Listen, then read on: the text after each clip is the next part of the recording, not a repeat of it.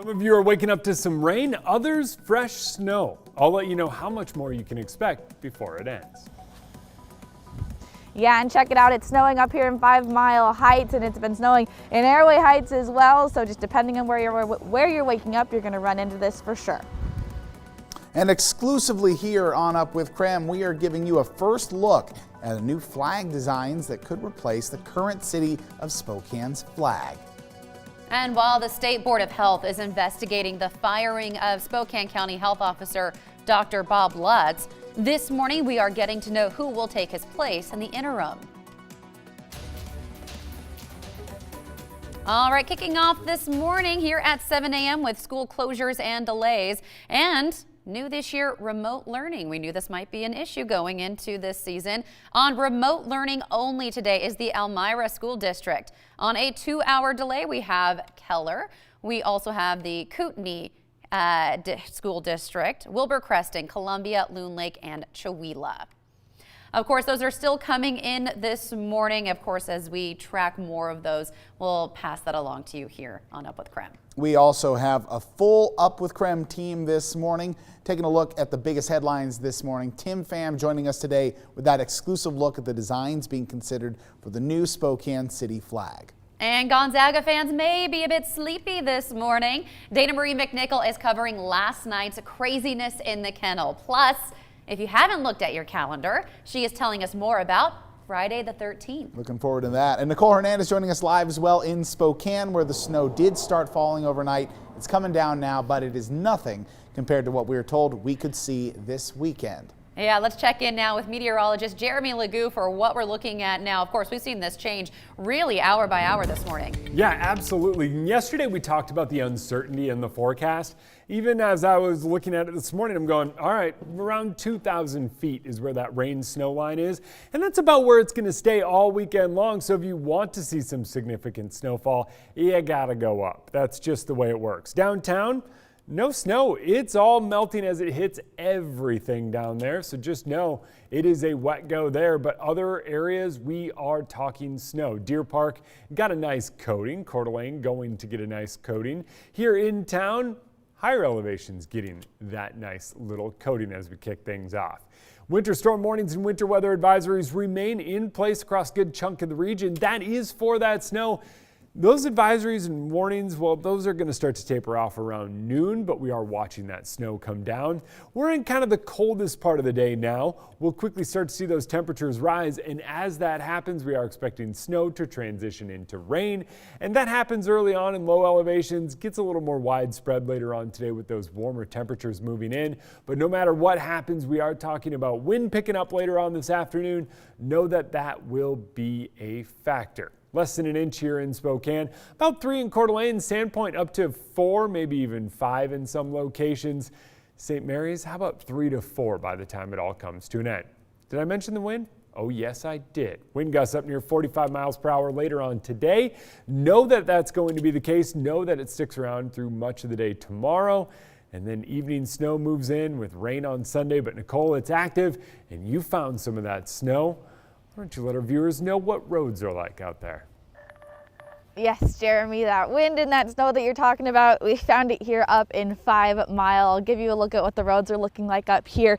You can see definitely sticking to the ground now this morning, particularly up here, so up more north Spokane and then more west of Spokane and Airway Heights. And up on the South Hill, we've seen that snow. It's really, we're right on the bubble elevation wise. So as you kind of go down into downtown, downtown is just pure rain. But then if you go up in any direction, you're gonna see that snow. So depending on where you wake up and where you're headed, give yourself that extra time to get out of the house and to wherever you need to be safely, because the roads are definitely slick. As the sun has come up, visibility has improved a little bit, but still not great visibility as you're driving with all this snow and this wind. Really changing as the wind changes as well. So just give yourself that time this morning, be careful, and we will be driving around Spokane to bring you all of the latest road conditions in as many places as possible for the rest of the morning. I'll send things back to you guys.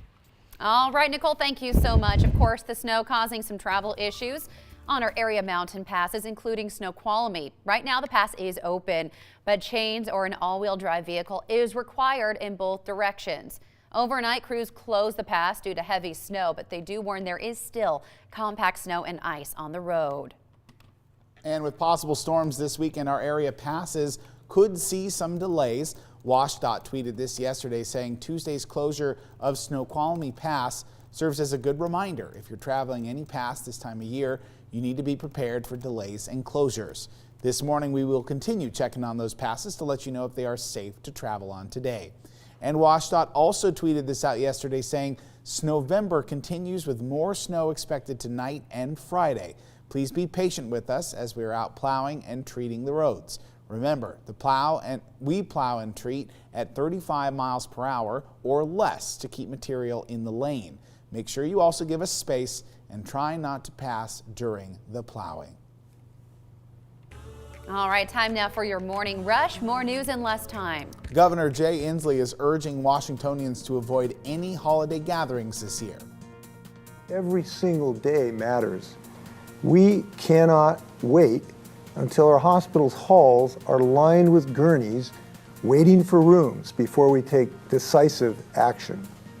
The governor cautioned that if the numbers don't slow down soon, we might have to take a step back and re-implement more statewide restrictions. This morning, we are learning more about the new Spokane County interim health officer. This is after the local Board of Health fired Dr. Bob Lutz last week. So you don't have any intention as the health officer of rolling back any kind of restrictions, whether it's in the community or at the school district level? Well, rolling back is a very strong word.